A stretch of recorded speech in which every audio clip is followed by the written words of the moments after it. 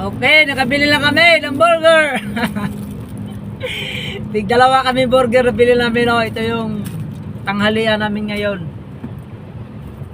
Grabe talaga gutom, no? Mahirap talaga pag ganitong biyahe natin. Pag once tayo abutin ng mahabang traffic, kailangan talaga, no? Sitmura natin matibay. Kaya kung anong pagkain sa kalsada ang makita natin, talagang bibili tayo. Katulad dito, burger. Bibili tayo. Ito, may soft drinks, no? Kasama. Kahit mahal, talagang pagtsatsagain na natin. Tsatsagain na natin to. Anong burger to? Angel burger? Hindi. Hindi pala angel burger to. Kala ko angel burger eh. Angel burger pala ang favorite ni boss.